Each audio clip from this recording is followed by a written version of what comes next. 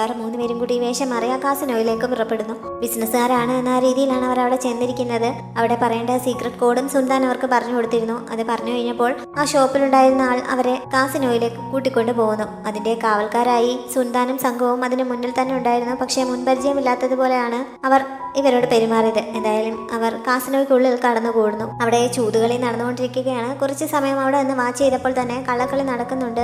എല്ലാ കളിയിലും അതിന്റെ നടത്തിപ്പുകാർ തന്നെയാണ് വിജയിക്കുന്നത് എന്നൊക്കെ ചെന്തുവിനും യാൻഷിങ്ങിനും പാഞ്ചിക്കും മനസ്സിലാവുന്നു. ഈ കള്ളത്തരം പൊളിക്കാൻ വേണ്ടിയിട്ട് അവർ അടുത്ത തവണ കളിക്കാൻ തയ്യാറാവുന്നു. അങ്ങനെ കുറച്ച് പണം വെച്ച് അവർ ബെറ്റ് വയ്ക്കുന്നുണ്ട്. കളിക്കാൻ ഉപയോഗിക്കുന്ന കരുക്കൾ വെച്ചിരിക്കുന്ന ബോക്സിൽ നിന്ന് ഒരു നൂൽ താഴേക്ക് കെട്ടിയിട്ട് അതിന്റെ സ്വിച്ച് അമർത്തിയിട്ടാണ് എല്ലാ കളിയിലും അവർ വിജയിച്ചുകൊണ്ടിരിക്കുന്നതെന്ന് പാഞ്ചിക്കും ചെന്തുവിനും ആദ്യമേ തന്നെ മനസ്സിലാവുന്നുണ്ട്. പാഞ്ചി നൈസായിട്ട് വയറുവേദന എടുക്കുന്നു എന്ന് പറഞ്ഞ് താഴേക്ക് ഇരുന്നിട്ട് അതിനിടയിൽ ആ നൂല് കട്ട് ചെയ്ത് കളയുന്നുണ്ട്. ഓപ്പോസിറ്റ് സൈഡിലുള്ളവർ അതറിയുന്നില്ല. അതിനുശേഷം അവർ വലിയൊരു തുകയ്ക്ക് ബെറ്റ് വെച്ച് കളിക്കാൻ തുടങ്ങുന്നു. നേരത്തെ ട്രിക്ക് വർക്കാവാത്തത് കൊണ്ട് തന്നെ ഇത്തവണ കളിയിൽ അവരാണ് ജയിച്ചത്. അങ്ങനെ ആ പണം മുഴുവൻ യാൻഷിങ്ങിനും ഷെന്തുവിനും ഒക്കെ കിട്ടുന്നുണ്ട്. ഈ സമയത്താണ് ഞങ്ങളുടെ ബോസിന് നിങ്ങളെ നേരിട്ട് കണ്ടാൽ കൊള്ളാമെന്ന് ആഗ്രഹമുണ്ട് എന്ന് അതിന്റെ നടത്തിപ്പുകാരൻ പറഞ്ഞത്. അപ്പോഴേക്കും ബോസായ ജിതാഫു മുകളിലൊരിടത്ത് വന്നു നിന്ന് അവരെ തന്റെ മുറിയിലേക്ക് ക്ഷണിക്കുകയും ചെയ്യുന്നു. പക്ഷേ പാഞ്ചിയും ഷെന്തുവും ഒക്കെ ഇപ്പോൾ അങ്ങോട്ടേക്ക് വരാൻ ടൈമില്ല, തിരികെ പോവുകയാണ് എന്നുള്ള രീതിയിൽ ആദ്യം പറയുന്നുണ്ട്. അവസാനം അയാളുടെ നിർബന്ധത്തിന് വഴങ്ങി ചെല്ലുന്നത് പോലെ അവർ അയാളുടെ റൂമിലേക്ക് ചെല്ലുന്നു. അവർ ചെല്ലുന്ന സമയത്ത് അവിടെ ഒരാളായിട്ട് തല്ലി ചതയ്ക്കുന്നുണ്ടായിരുന്നു. ചൂത് കളിച്ച് അതിൽ ജയിച്ച് അയാൾ കുറെ പണം സമ്പാദിച്ചു എന്ന കുറ്റത്തിനാണ് അവർ അയാളെ തല്ലി ചതച്ചുകൊണ്ടിരിക്കുന്നത്. അങ്ങനെ എന്റെ കാസിനോയിൽ വന്നിട്ട് ആരും അധികം കാശും കൊണ്ട് പോകണ്ട എന്ന് ജീതാഫു അവിടെ നിന്ന് പറയുകയും ചെയ്യുന്നു. അവർ ചൂത് കളിച്ച് നേടിയ പണം തനിക്ക് നൽകണമെന്ന് ആവശ്യപ്പെടാനായിരുന്നു ജീതാഫു അവരെയും അങ്ങോട്ടേക്ക് വിളിപ്പിച്ചത്. പക്ഷേ അങ്ങനെ ഞങ്ങൾ കളിച്ച് നേടിയ പണം നൽകില്ല എന്ന് പറഞ്ഞ് യാൻഷിങ് അയാളുടെ അടുത്ത് ചൂടാവുന്നു. അത് മാത്രമല്ല കുറച്ചു മുമ്പ് ഒരാളെ തല്ലി ചതച്ചില്ലേ, അതെന്തിനാണെന്ന് ചോദിച്ചും അവൾ ദേഷ്യപ്പെടുന്നുണ്ട്.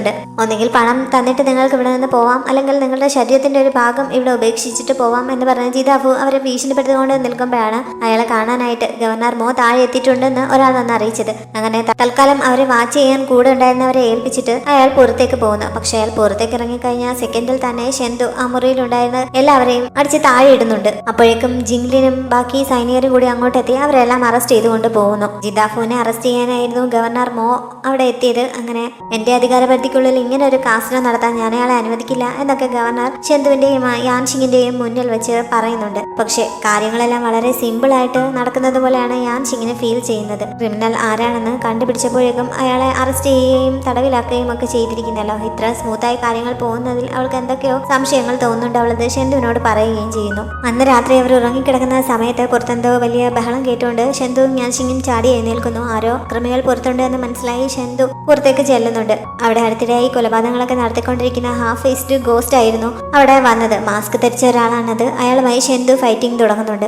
ആൾ നല്ലൊരു ആയുധാഭ്യാസിയാണ്. അങ്ങനെ കുറച്ച് സമയം അവർക്ക് ഫൈറ്റ് ചെയ്യേണ്ടി വരുന്നു. പക്ഷെ അവസാനം ഒരു പുക ബോംബ് ഉപയോഗിച്ച് അവിടെ മുഴുവൻ പുക പടർത്തിയിട്ട് അയാൾ അവിടെ നിന്ന് എസ്കേപ്പ് ആവുന്നു. അവിടെ ഒരിടത്ത് വന്നു നിന്ന് ഇതെല്ലാം കണ്ട് പേടിച്ചു നിൽപ്പുണ്ടായിരുന്ന യാൻഷിങ് വേഗം അവന്റെ അടുത്തേക്ക് ഓടി ചെല്ലുന്നു. ഈ സമയത്താണ് ആരോ കരയുന്നതിന്റെ ശബ്ദം അവർ കേൾക്കുന്നത്. അങ്ങനെ ചെന്ന് നോക്കിയപ്പോൾ ഗവർണറുടെ അസിസ്റ്റന്റായ ബീഷു വളരെ ഗുരുതരമായി പരിക്കേറ്റ് കിടക്കുന്നതാണ് അവർ കണ്ടത്. അയാൾക്ക് ഇപ്പോഴും ജീവൻ ബാക്കിയുണ്ടെങ്കിലും ഇനി അയാൾ ജീവിച്ചിരിക്കുന്നതിൽ അർത്ഥമൊന്നുമില്ല എന്ന രീതിയിലാണ് അയാളുടെ ഇപ്പോഴത്തെ കണ്ടീഷൻ. വളരെ എക്സ്പീരിയൻസ്ഡ് ആയിട്ടുള്ള ഒരു ക്രിമിനലിന് മാത്രമേ ഇത്ര കുറഞ്ഞ സമയം കൊണ്ട് ഈ രീതിയിൽ പരിക്കേൽപ്പിക്കാൻ പറ്റുകയുള്ളൂ എന്ന് യാൻഷിങ് പറയുന്നുണ്ട്. അപ്പോഴേക്കും ഗവർണറും അങ്ങോട്ടേക്ക് വരുന്നു. ബിഷുവിന്റെ അവസ്ഥ കണ്ട് ഗവർണർ അയാളുടെ അടുത്തിരുന്ന് സഹതപിക്കുന്നു. അക്രമിയുടെ മുഖം കണ്ടോ എന്നൊക്കെ അന്വേഷിക്കുന്നുണ്ട്. പക്ഷെ ബിഷു അത് കണ്ടിരുന്നില്ല. ഇപ്പോഴത്തെ അവസ്ഥയിൽ ഇനി ജീവൻ മാത്രം ബാക്കിയിടുന്നിട്ട് ഒരു കാര്യവുമില്ല. അതുകൊണ്ട് തന്നോട് ദയ കാണിക്കണം, തന്നെ ആരെങ്കിലും കൊല്ലണമെന്ന് ബിഷു റിക്വസ്റ്റ് ചെയ്യുന്നുണ്ട്. ഗവർണർ കൂടി സജസ്റ്റ് ചെയ്തപ്പോൾ ഷെന്തുവിന് തന്നെ അത് ചെയ്യേണ്ടി വരുന്നു. അങ്ങനെ അവൻ ബിഷുവിന്റെ നെഞ്ചിലേക്ക് തന്റെ വാൾ കുത്തിയിറക്കി അയാളെ കൊല്ലുന്നു. കൊന്നുവെന്ന് പറയാൻ പറ്റില്ല, ദയാവധം എന്ന് വേണമെങ്കിൽ പറയാം.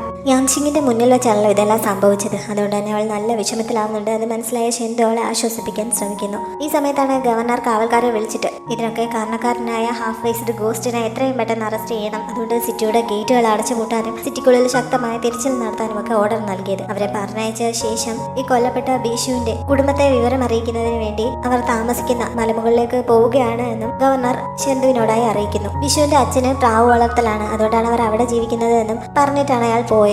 പ്രാവിനെ പറ്റി പറഞ്ഞു കേട്ടപ്പോൾ രാജ്ഞി മുമ്പ് സൂചിപ്പിച്ച രാജ്ഞിയുടെ സ്പൈ ബിഷു ആയിരുന്നിരിക്കണം എന്ന് യാൻഷിങ് ഊഹിക്കുന്നു. അങ്ങനെ രാജ്ഞിയുടെ സ്പൈ ആയതുകൊണ്ടായിരിക്കണം ബിഷുവിന് ഇപ്പോൾ കൊല്ലപ്പെടേണ്ടി വന്നതെന്നും അവൾക്ക് മനസ്സിലാവുന്നുണ്ട്. ബിഷു എന്തുകൊണ്ടാണ് കൊല്ലപ്പെട്ടതെന്ന് എനിക്കറിയാം, പക്ഷെ എനിക്കിപ്പോൾ നിന്നോടത് പറയാൻ പറ്റില്ല എന്ന് അവൾ ഷെന്തുവിനോട് വളരെ വിഷമത്തോടെ പറയുന്നു. ഗവർണറും ഞാനും നാളെ ഒരിക്കൽ പരസ്പരം ഓപ്പോസിറ്റ് സൈഡിൽ നിൽക്കുകയാണെങ്കിൽ നീ ആരുടെ കൂടെ നിൽക്കും എന്നും അവൾ അവനോട് ചോദിക്കുന്നു. ചോദിക്കുന്നുണ്ട്. ഇങ്ങനൊരു ചോദ്യം ചോദിക്കേണ്ട ആവശ്യമുണ്ടോ? ഞാൻ എന്തായാലും നിനക്കൊപ്പമല്ലേ നിൽക്കൂ എന്ന് പറഞ്ഞ് ഷെന്തു അവളെ ചേർത്ത് പിടിച്ച് ആശ്വസിപ്പിക്കുന്നു. അടുത്ത ദിവസം രാവിലെ ഹാഫ് ഫേസ്ഡ് ഗോസ്റ്റിനെ കണ്ടു എന്നൊരു ടിപ്പ് പാഞ്ചിക്ക് കിട്ടുന്നതനുസരിച്ച് അവർ സിറ്റിക്ക് പുറത്തേക്ക് പോകുന്നുണ്ട്. പക്ഷേ അത് തെറ്റായ വിവരമായിരുന്നു എന്ന് അവിടെ ചെന്ന് കഴിഞ്ഞപ്പോൾ അവർക്ക് മനസ്സിലാവുന്നു. കാരണം ആ പരിസരത്തെങ്ങും ഒരു മനുഷ്യനെ പോലും കാണാനുണ്ടായിരുന്നില്ല. അങ്ങനെ ഒരു കടയിൽ വെയിറ്റ് ചെയ്യുന്ന സമയത്ത് ഒരാൾ അതുവഴി വരുന്നു. അയാളെ വിളിച്ചു നിർത്തി ചോദിച്ചപ്പോഴാണ് തലേ ദിവസം രാത്രി വിഷു കൊല്ലപ്പെട്ട വിവരം എങ്ങനെയോ ജനങ്ങൾക്കിടയിൽ വ്യാപിച്ചിരിക്കുന്നു. ഹാഫ് ഫേസ്ഡ് ഗോസ്റ്റ് ആണ് അതിന് പിന്നിലെന്ന് അറിഞ്ഞുകൊണ്ട് എല്ലാവരും പേടിച്ച് ആരും പുറത്തിറങ്ങാതിരിക്കുകയാണ് എന്നൊക്കെ അവർ അറിയുന്നത്. വിഷു കൊല്ലപ്പെട്ടിട്ട് വളരെ കുറച്ച് മണിക്കൂറുകൾ മാത്രമേ ആയിട്ടുള്ളൂ. അതിനുള്ളിൽ തന്നെ ആ ന്യൂസ് ഇത്രയും ദൂരം സ്പ്രെഡ് ആവണമെങ്കിൽ മനഃപൂർവ്വം ആരോ ഇത് പറഞ്ഞു പരത്തിയതായിരിക്കണമെന്ന് അവർ 3 പേരും കൂടി ഗസ് ചെയ്യുന്നുണ്ട്.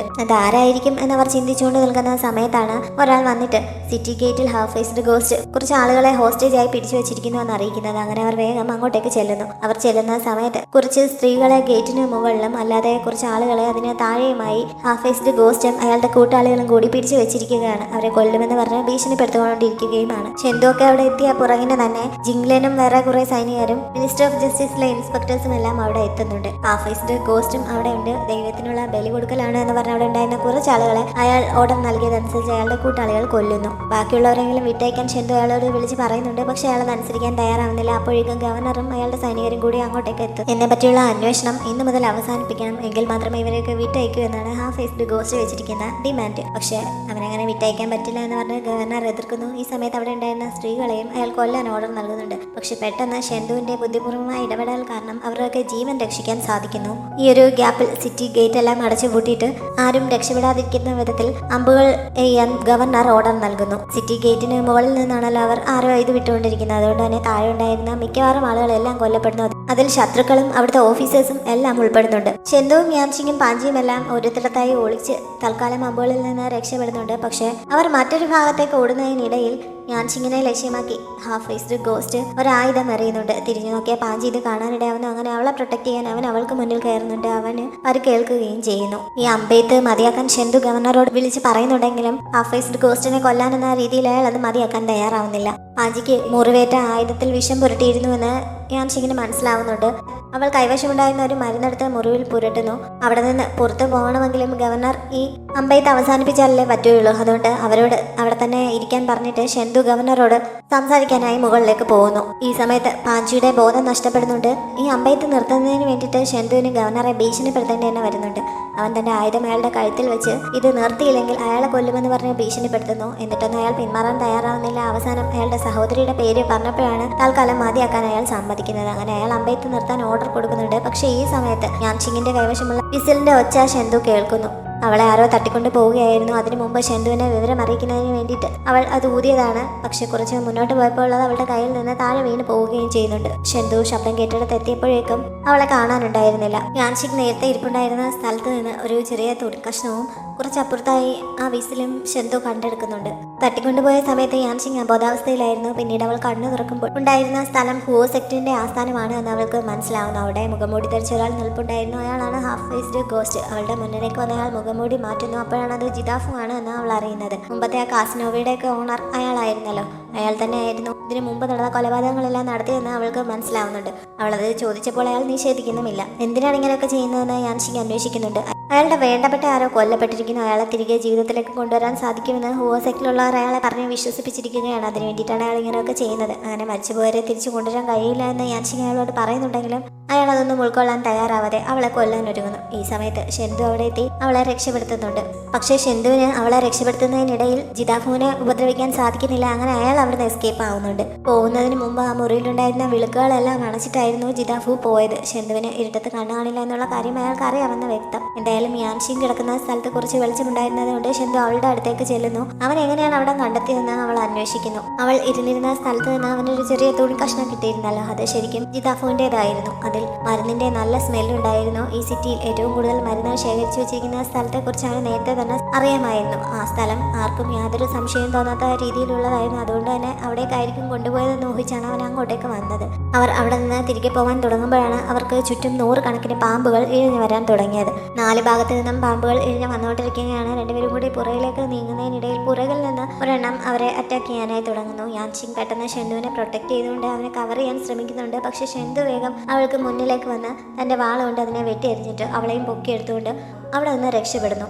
ഇനി മേലിൽ എന്നെ പ്രൊട്ടക്ട് ചെയ്യാൻ വേണ്ടിയിട്ട് നീ ഒരിക്കലും അപകടത്തിൽ ചെന്ന് ചാടരുതെന്ന് പോകുന്നതിനിടയിൽ അവൻ അവളോട് പറയുന്നുണ്ട്. രക്ഷപ്പെട്ടു പോയ ജിദാഫു രഹസ്യമായി ഒരാളെ മീറ്റ് ചെയ്യുന്നുണ്ട്. മുഖംമൂടിയൊക്കെ ധരിച്ചിട്ടാണ് അയാൾ വന്നിരിക്കുന്നത്. അതുകൊണ്ട് ഇപ്പോൾ അത് ആരാണെന്ന് അറിയാൻ പറ്റുന്നില്ല. അവിടെ എത്രയും പെട്ടെന്ന് സിറ്റി വിട്ട് പോകുന്നതിന് വേണ്ടിയിട്ടുള്ള പണം ആവശ്യപ്പെട്ടുകൊണ്ടാണ് ജിദാഫു അയാളെ വിളിച്ച് വരുത്തിയിരിക്കുന്നത്. അത് നൽകാനാണ് എന്ന രീതിയിൽ വന്നയാൾ ജിദാഫുവിനെ അടുത്തേക്ക് വിളിച്ചിട്ട് സൂചി പോലെയുള്ള ഒരു ആയുധം കൊണ്ട് അയാളുടെ കഴുത്തിൽ ഒരു കുത്തു കൊടുക്കുന്നു. അങ്ങനെ അയാൾ മറിഞ്ഞ് താഴേക്ക് വീഴുന്നുണ്ട്. അതിനുശേഷമാണ് വന്നയാൾ മുഖംമൂടി മാറ്റുന്നത്. അത് ശരിക്കും ഗവർണർ ആയിരുന്നു. ഈ ജിദാഫുവിനെ കൊണ്ട് ഇതെല്ലാം ചെയ്യിച്ചത് ഗവർണറാണ്. പക്ഷെ ഇപ്പോൾ ജിദാഫു ആണ് ക്രിമിനൽ എന്ന് വരുത്തി തീർക്കുന്നതിന് വേണ്ടിയിട്ട് ഉള്ള തയ്യാറെടുപ്പുകളോടെയാണ് ഗവർണർ വന്നിരിക്കുന്നത്. അയാൾ അവിടെ നിൽപ്പുണ്ടായിരുന്ന തന്റെ സൈനികരെ വിളിച്ച് ജിദാഫുവിനെ അറസ്റ്റ് ചെയ്യിക്കുന്നു. കഴിഞ്ഞ ദിവസം നടന്ന അറ്റാക്കിനിടയിൽ ഷെൻഡുവിനും പാഞ്ചിക്കും ഒക്കെ പരിക്കേറ്റിരുന്നു. യാൻഷിങ് തിരികെ ചെന്ന് കഴിഞ്ഞപ്പോൾ രണ്ടുപേർക്കുമുള്ള മരുന്ന് റെഡിയാക്കുന്നുണ്ട്. പാഞ്ചിക്ക് വേണ്ട ഫുഡ് ഐറ്റംസ് ഒക്കെ റെഡിയാക്കിപ്പിച്ചത് ജിംഗ്ലിനെയും യേയുനെയും കൊണ്ടാണ്. ഷെൻഡുവിന് വേണ്ട മരുന്ന് യാൻഷിങ് തന്നെ സ്വന്തമായി റെഡിയാക്കുന്നു. ജിംഗ്ലിനും യേനും കൂടി പാഞ്ചിക്കുള്ള ഫുഡുമായി അവന്റെ അടുത്തേക്ക് ചെന്നപ്പോൾ യാൻഷിങ് ആണോ അത് ഉണ്ടാക്കിയതെന്ന് പാഞ്ചി ചോദിക്കുന്നുണ്ട്. യാൻഷിങ് പറഞ്ഞിട്ടാണ് അതെല്ലാം റെഡിയാക്കിയത് എന്ന് അവർ പറഞ്ഞപ്പോൾ അവൻ ശരിക്കും സന്തോഷിക്കുന്നുണ്ട്. 3-4 ഐറ്റംസ് ഒക്കെ സ്പെഷ്യലായി ഉണ്ടാക്കിയിട്ടുണ്ടായിരുന്നു. ഷെൻഡുവിന് ഇതൊക്കെ കൊടുക്കുന്നുണ്ടോ എന്നും പാഞ്ചി ചോദിക്കുന്നുണ്ട്. ഷെൻഡുവിന് ഇതൊന്നും റെഡിയാക്കിയിട്ടില്ല. ഷെൻഡുവിന് വേണ്ടിയുള്ളത് യാൻഷിങ് സ്വന്തമായി തന്നെ 2 മണിക്കൂറായി കഷ്ടപ്പെട്ടുണ്ടാക്കുകയാണെന്ന് അറിഞ്ഞപ്പോൾ അവൻ കുറച്ച് നിരാശനാവുന്നുണ്ട്. യാൻഷിങ് ഷെൻഡുവിനുള്ള മെഡിസിനൽ ഫുഡ് റെഡിയാക്കി അവന്റെ അടുത്തേക്ക് ചെല്ലുന്നു. അവന്റെ നൈറ്റ് ബ്ലൈൻഡ്നെസ് ഇപ്പോൾ കുറച്ച് ഭേദമായിരിക്കുന്നുവെന്ന് അവൾക്ക് സംശയം തോന്നുന്നുണ്ട്. കാരണം കഴിഞ്ഞ ദിവസം രാത്രി ആ പാമ്പുകളെ ആക്രമിച്ച സമയത്ത് വെളിച്ചമില്ലാതിരുന്നിട്ട് പോലും അവൻ അതിനെ കൃത്യമായി കൊന്നല്ലോ. അതുകൊണ്ട് തന്നെ അവന്റെ കണ്ണിന് ഇപ്പോൾ കാഴ്ചക്കുറവ് മാറിയോ എന്ന് അവൾ ചോദിക്കുന്നുണ്ട്. ശരിക്കും പറഞ്ഞാൽ ഷെൻഡുവിനത് ശരിയായിട്ട് കുറച്ചു കാലമായിരുന്നു. അവൻ ഇതുവരെ കാര്യം അവളോട് പറഞ്ഞില്ല എന്നേ ഉള്ളൂ. കുറച്ച് കാലങ്ങളായിട്ട് എനിക്ക് കാഴ്ചശക്തി ഭേദപ്പെട്ടിട്ടുണ്ട് എന്ന് അവൻ ഇപ്പോൾ സമ്മതിക്കുന്നു. കുറച്ചു കാലമായി എന്ന് അറിഞ്ഞു കഴിഞ്ഞപ്പോൾ കഴിഞ്ഞ ദിവസം ആ സ്പായിൽ വെച്ച് ലൈറ്റൊക്കെ അണച്ചിട്ടും അവൻ തന്നെ കണ്ടു കാണുമെന്ന് അവൾക്ക് മനസ്സിലാവുന്നുണ്ട്. അതുകൊണ്ട് തന്നെ അവൾ ചെറിയ നാണത്തോടെ അവിടെ നിന്ന് എഴുന്നേറ്റ് പോകാൻ തുടങ്ങുന്നു. ഈ സമയത്താണ് ജിംഗ്ലിൻ അവിടേക്ക് വന്നിട്ട് ഗവർണർ ജിദാഫുവിനെ അറസ്റ്റ് ചെയ്ത് നീതിപീഠത്തിലേക്ക് കൊണ്ടുവന്നിരിക്കുന്നു എന്നുള്ള വിവരം അറിയിക്കുന്നത്. അങ്ങനെ രണ്ടുപേരും വേഗം അങ്ങോട്ടേക്ക് പുറപ്പെടുന്നു. അവർ ചെല്ലുമ്പോൾ ജിദാഫുവിനെ കൊല്ലാനുള്ള തയ്യാറെടുപ്പായിരുന്നു. പക്ഷെ ഷെൻഡു അത് തടയുന്നുണ്ട്. കാരണം അയാളെ പിടികൂടിയ ശേഷം മര്യാദയ്ക്കൊന്ന് ചോദ്യം ചെയ്യാൻ പോലുമുള്ള അവസരം ഗവർണർ നൽകുന്നില്ലല്ലോ. അതിനു മുമ്പ് തന്നെ അയാളാണ് ക്രിമിനൽ എന്ന് മുദ്രകുത്തി അങ്ങ് കൊല്ലാൻ തുടങ്ങുകയാണ്. അത് തെറ്റായ രീതിയാണ്. അയാളെ മര്യാദയ്ക്ക് ചോദ്യം ചെയ്യാനുള്ള ചാൻസ് നൽകണമെന്ന് ഷെൻഡുവും യാൻഷിങ്ങും കൂടി ആവശ്യപ്പെടുന്നുണ്ടെങ്കിലും ഗവർണർ അതിന് തയ്യാറാവുന്നില്ല. അത് മാത്രമല്ല, അവിടെ കൂടിയിരുന്ന ജനങ്ങളൊക്കെ ഇയാളാണ് ഹാഫ് ഫേസ്ഡ് ഗോസ്റ്റ്, അയാളാണ് ഈ ജനങ്ങളെയൊക്കെ ക്രൂരമായി കൊന്നത് എന്നറിഞ്ഞ് അയാളെ ഇപ്പോൾ തന്നെ കൊല്ലണമെന്ന് ബഹളം വെച്ചുകൊണ്ടിരിക്കുകയാണ്. അതുകൊണ്ട് ജനങ്ങളുടെ ആവശ്യത്തിനനുസരിച്ച് തനിക്ക് ഇത് നടപ്പാക്കിയേ പറ്റുകയുള്ളൂ എന്നാണ് ഗവർണർ വാദിക്കുന്നത്. ഷെൻഡുവും യാൻഷിങ്ങും കുറെ വാദിച്ചു നോക്കുന്നുണ്ടെങ്കിലും അതൊന്നും അംഗീകരിക്കാൻ തയ്യാറാവാതെ വധശിക്ഷ നടപ്പാക്കാൻ ഗവർണർ ഓർഡർ നൽകുന്നു. ആരാച്ചാർ അതിനുവേണ്ടി വാൾ താഴ്ത്തിയ സമയത്ത് ഷെൻഡു തന്റെ ആയുധമെടുത്ത് അത് തട്ടിത്തെറിപ്പിക്കുന്നുണ്ട്. അവൻ ജനങ്ങൾക്കെതിരായി പ്രവർത്തിക്കുകയാണ് എന്ന് പറഞ്ഞ് ഗവർണർ അവനെതിരായി തിരിയുന്നു. അതോടെ ജനങ്ങളും അവനെതിരായി തിരിയുന്നുണ്ട്. അവർക്ക് നേരെ കല്ലൊക്കെ എറിയാൻ തുടങ്ങുന്നു. യാൻഷിങ്ങിന് കുഴപ്പമൊന്നും പറ്റാതെ ഷെൻഡു പ്രൊട്ടക്ട് ചെയ്ത് നിൽക്കുന്നുണ്ട്. ഈ സമയത്ത് ജിദാഫു അവിടെ നിന്ന് എഴുന്നേൽക്കാൻ ശ്രമിക്കുന്നു. അതേസമയത്ത് തന്നെ ആരാച്ചാർ അവനെ കൊല്ലുകയും ചെയ്യുന്നു. ഷെൻഡുവിനത് കണ്ടു നിൽക്കാനേ പറ്റുന്നുള്ളൂ. അവന്റെ വാൾ കുറച്ചു മുമ്പ് എടുത്തെറിഞ്ഞത് അവിടെ ഉള്ളത് തറച്ചിരിപ്പുണ്ടായിരുന്നു. ഗവർണർ അതെടുത്ത് അവന്റെ കയ്യിൽ കൊണ്ടു കൊടുത്തിട്ട് ഞാൻ ജനങ്ങളുടെ ഇഷ്ടത്തിനനുസരിച്ചാണ് പ്രവർത്തിക്കുന്നത് എന്ന് പറഞ്ഞ് അവിടെ നിന്ന് പോവുകയും ചെയ്യുന്നു. അയാൾ അടുത്ത് വന്ന സമയത്ത് അയാളുടെ ഡ്രസ്സിൽ നിന്ന് വന്ന സ്മെല്ല് തന്നെ തടവിലാക്കിയ സ്ഥലത്തുണ്ടായിരുന്ന അതേ സ്മെല്ല് തന്നെയാണ് എന്ന് യാൻഷിങ് തിരിച്ചറിയുന്നുണ്ട്. അവൾ അക്കാര്യം ഷെൻഡുവിനോട് പറയുകയും ചെയ്യുന്നു. അതുകൊണ്ട് തന്നെ ഗവർണർക്ക് ഇതിലെന്തെങ്കിലും പങ്കുണ്ടോ എന്ന് രണ്ടുപേർക്കും സംശയം തോന്നുന്നു. അതിനെപ്പറ്റി അന്വേഷിക്കാൻ ഷെൻഡു ജിംഗ്ലിന് ഓർഡർ നൽകി പറഞ്ഞയക്കുന്നുണ്ട്. ഷെൻഡു ഇപ്പോൾ ജനങ്ങളുടെ മുന്നിൽ വെച്ച് ജിദാഫുവിനെ കൊല്ലുന്നതിനെതിരെ വാക്കുകൾ പറഞ്ഞതല്ലേ, അതുകൊണ്ട് അവൻ തങ്ങൾക്കെതിരായി പ്രവർത്തിക്കുകയാണ് എന്ന രീതിയിൽ ജനങ്ങൾക്കിടയിൽ ഒരു സംസാരം ഉണ്ടാവുന്നുണ്ട്. എന്തായാലും അത് കൂടുതൽ കേൾക്കാൻ നിൽക്കാതെ ഷെൻഡു യാൻഷിങ്ങിനെയും വിളിച്ചുകൊണ്ട് അവിടെ നിന്ന് പോകുന്നു. ജിദാഫു കൊല്ലപ്പെട്ട വിവരം ലുവോഷിയുടെ അടുത്തും ഒരാൾ വന്ന് റിപ്പോർട്ട് ചെയ്യുന്നുണ്ട്. ജിദാഫു ശരിക്കും ലുവോഷിയുടെ സഹായിയായിരുന്നു. അതുകൊണ്ട് തന്നെ അയാൾ കൊല്ലപ്പെട്ടത് അവനെ സംബന്ധിച്ചൊരു നഷ്ടമാണ്. എന്നാലും സാരമില്ല, അത് വലിയ ബക്കറ്റിലെ ഒരു ചെറിയ തുള്ളി മാത്രമാണ് എന്ന് പറഞ്ഞ് ലുവോഷി സമാധാനിക്കുന്നുണ്ട്. ഷെൻഡു ജിംഗ്ലിനെ എന്തോ അന്വേഷിക്കാനായി പറഞ്ഞയച്ചിരുന്നല്ലോ. അന്ന് രാത്രി അന്വേഷണമൊക്കെ കഴിഞ്ഞ് അവൻ തിരിച്ചെത്തി കുറച്ച് വിവരങ്ങൾ നൽകുന്നുണ്ട്. ജിദാഫു ഇതിനു മുമ്പ് കുറെ പെൺകുട്ടികളെ തട്ടിക്കൊണ്ടുവന്നവരെ കൊല്ലുമെന്ന് പറഞ്ഞ് ഭീഷണിപ്പെടുത്തിയിരുന്നല്ലോ. അവരെയൊക്കെ ഗവർണർ മോ രക്ഷപ്പെടുത്തിയെങ്കിലും അവരാരും തിരികെ അവരുടെ വീടുകളിൽ എത്തിയിട്ടില്ല. പിന്നെ അവർ അങ്ങോട്ട് പോയി കാണുമെന്ന് അവർ ചിന്തിക്കുന്നു. മിക്കവാറും ഗവർണർ തന്നെ അവരെ തട്ടിക്കൊണ്ടു പോയിരിക്കാനാണ് സാധ്യത എന്ന് അവർ ഊഹിക്കുന്നു. എന്തുദ്ദേശത്തോടെ ആയിരിക്കും അദ്ദേഹം അവരെ തട്ടിക്കൊണ്ടുപോയത്? തങ്ങൾ സംശയിക്കുന്നത് പോലെ ശരിക്കുള്ള കുറ്റവാളി ഗവർണർ തന്നെ ആയിരിക്കുമോ എന്നൊക്കെ അവർക്കിടയിൽ സംശയങ്ങൾ ഉണ്ടാവുന്നുണ്ട്. ആ പെൺകുട്ടികളെ തട്ടിക്കൊണ്ടു പോകുന്നതിന് കോമൺ ആയിട്ട് ഒരു കാരണവും കണ്ടെത്താൻ കഴിഞ്ഞില്ല എന്ന് ജിംഗ്ലിൻ അറിയിക്കുന്നുണ്ട്. അവരുടെ വീടുകൾ തമ്മിൽ ഒരു സാമ്യമോ അല്ലെങ്കിൽ അവരുടെ ബാക്ക്ഗ്രൗണ്ട് തമ്മിൽ എന്തെങ്കിലും സാമ്യമോ ഒന്നും അവന് കണ്ടെത്താൻ കഴിഞ്ഞിട്ടില്ല. അപ്പോഴാണ് അവരുടെയൊക്കെ മുഖം ഷിയുഷിവിന്റെ മുഖവുമായി മാച്ച് ചെയ്യുന്നുണ്ടായിരുന്നു എന്നുള്ള കാര്യം യാൻഷിങ് ചിന്തിക്കുന്നത്. ഷിയുഷിവിനോട് സാമ്യമുള്ള പെൺകുട്ടികളെയാണ് തട്ടിക്കൊണ്ടു പോയിരിക്കുന്നതെന്ന് അവൾ ഷെൻഡുവിനെ അറിയിക്കുന്നു. ആലോചിച്ച് നോക്കിയപ്പോൾ അത് ശരിയാണെന്ന് ഷെൻഡുവിന് മനസ്സിലാവുന്നുണ്ട്. അങ്ങനെ എത്രയും പെട്ടെന്ന് അവരെ കണ്ടെത്താൻ വേണ്ടിയിട്ടുള്ള ശ്രമങ്ങൾ അവർ തുടങ്ങുന്നുണ്ട്. അവരുടെ അന്വേഷണം പ്രയോജനപ്പെടുന്നുണ്ട്. അധികം വൈകാതെ ആ പെൺകുട്ടി പെൺകുട്ടികളെ തടവിലാക്കിയിരിക്കുന്ന സ്ഥലം അവർക്ക് കണ്ടെത്താൻ കഴിയുന്നു. അവർ ചെല്ലുന്ന സമയത്ത്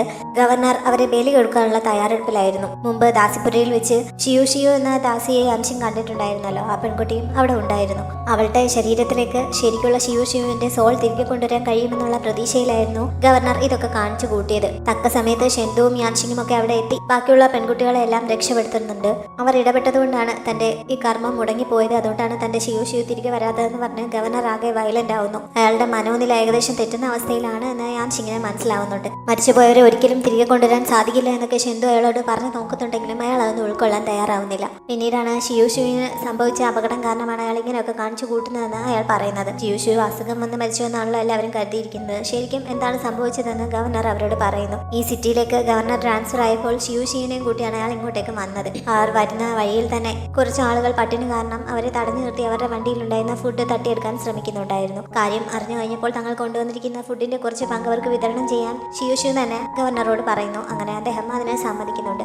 അവർ വഴിയിൽ ഒരിടത്ത് ഒരു സത്രത്തിൽ തങ്ങിയ സമയത്ത് മുറിയുടെ കാര്യം അറേഞ്ച് ചെയ്യാനായി അദ്ദേഹം അകത്തേക്ക് കയറി പോകുന്നു. ഈ സമയത്ത് പുറത്തു നിൽക്കുകയായിരുന്ന ഷിയു ഗർഭിണിയായ ഒരു സ്ത്രീ വളരെ ബുദ്ധിമുട്ടി വെള്ളം താങ്ങിയെടുത്തുകൊണ്ട് പോകുന്നത് കണ്ട് അവരെ സഹായിക്കാനായി ചെല്ലുന്നു. അവർ ആവശ്യപ്പെട്ടതനുസരിച്ച് വെള്ളം അവരുടെ വീട്ടിലേക്കൊന്ന് എത്തിച്ചു കൊടുക്കാനായി കൂടെ പോയ ഷിയു പിന്നീട് ബോധം വീണപ്പോൾ താൻ തട്ടിക്കൊണ്ടു പോകപ്പെട്ടിരിക്കുകയാണ് എന്ന് തിരിച്ചറിയുന്നു. പക്ഷെ അനങ്ങാൻ കഴിയാത്ത വിധം അവളുടെ കൈയൊക്കെ കെട്ടിയിട്ട അവസ്ഥയിലായിരുന്നു. ഒരു വിധത്തിൽ അവൾ കെട്ട് പൊട്ടിച്ച് അവിടെ നിന്ന് രക്ഷപ്പെടുന്നുണ്ട്. പക്ഷെ രക്ഷപ്പെട്ട് ഓടി പുറത്തേക്ക് വന്ന അവളെ ആരോ പിന്തുടരുന്നു. അങ്ങനെ ഓടി പോകുന്നതിനിടയിൽ എതിരെ വന്ന 2-3 പേരോട് അവൾ സഹായം ചോദിക്കുന്നുണ്ട്. അവളെ സഹായിക്കാമെന്ന രീതിയിൽ അവർ അവളെ ആശ്വസിപ്പിച്ചു കൂടെ നിർത്തുന്നു. പക്ഷെ അവളെ കൂട്ടിക്കൊണ്ടുപോയി ക്രൂരമായി പീഡിപ്പിക്കുകയായിരുന്നു. മോഷിയാൻഷി അവളെ കണ്ടെത്തിയപ്പോഴേക്കും അവളൊരു കൊക്കയിൽ നിന്ന് താഴേക്കെടുത്ത് ചാടാനായി തയ്യാറെടുത്ത് നിൽക്കുകയായിരുന്നു. അവൻ അവളെ സമാധാനിപ്പിച്ച് പിന്തിരിപ്പിക്കാൻ ശ്രമിച്ച് നോക്കുന്നുണ്ടെങ്കിലും തനിക്ക് പറ്റിയ ദുരന്തം അവളെ വല്ലാതെ ഹേർട്ട് ചെയ്തിരുന്നത് കാരണം അവൾ തിരികെ ജീവിതത്തിലേക്ക് വരാൻ ഒട്ടും ആഗ്രഹിച്ചില്ല. ഞാൻ എല്ലാവരോടും നല്ല സ്നേഹത്തോടെ പെരുമാറിയിട്ടും എനിക്ക് മാത്രം എന്തുകൊണ്ടാണ് ഇങ്ങനെ സംഭവിച്ചത്, ഞാൻ എന്ത് തെറ്റാണ് ചെയ്തത് എന്നൊക്കെ ചോദിച്ചുകൊണ്ടാണ് അവൾ ആ കൊക്കയിലേക്ക് ചാടി ജീവൻ ഒടുക്കിയത്. ഷിയാൻഷിക്ക് അത് വലിയ ഷോക്കായിരുന്നു. സഹോദരിയുടെ മരണത്തെ ഉൾക്കൊള്ളാൻ കഴിയാതെ രാത്രിയായിട്ട് പോലും അവൻ അവിടെ തന്നെ നിൽക്കുകയാണ് ചെയ്തത്. ഈ സമയത്താണ് ഷെൻഹുവോ അവനെ വന്ന് കണ്ടത്. എപ്പോഴത്തെയും പോലെ കുറെ ഈയാമ്പാറ്റുകളൊക്കെ ഉപയോഗിച്ച് മാജിക് കാണിച്ചുകൊണ്ടാണ് അവൾ വന്നത്. മാത്രമല്ല മരിച്ചുപോയ ഷിയുവിനെ തിരികെ ജീവിതത്തിലേക്ക് കൊണ്ടുവരാൻ സഹായിക്കാൻ തൻ്റെ കൂടെ നിന്നാൽ അതിന് സാധിക്കും എന്ന് ഹുവോ അവനോട് പറയുന്നു. ഷിയാൻഷി ആദ്യം അത് വിശ്വസിക്കാൻ തയ്യാറാവുന്നില്ല. അവരെ ചോദ്യം ചെയ്തുകൊണ്ട് അവൻ ഓരോന്ന് സംസാരിക്കുന്നുണ്ട്. പക്ഷേ ചെറിയ ട്രിക്കുകൾ കാണിച്ച് ഷെൻഹുവോ അവനെ വിശ്വസിപ്പിക്കുന്നു. അങ്ങനെയാണ് അവൻ ഷെൻഹുവയുടെ പിൻഗാമി ആയത്. ഷെൻഹുവയുടെ സഹായത്തോടെ തന്റെ സഹോദരി ഉപദ്രവിച്ചവരെയെല്ലാം ഷിയാൻഷി അന്ന് കൊന്നൊടുക്കിയിരുന്നു. അതിനുശേഷം ഷെൻഹു ആവശ്യപ്പെട്ടതുപോലെ ഹാഫ് ഫേസ്ഡ് ഗോസ്റ്റ് എന്ന രീതിയിൽ കൊലപാതകങ്ങളെല്ലാം നടത്തി വന്നിരുന്നതും അയാളാണ്.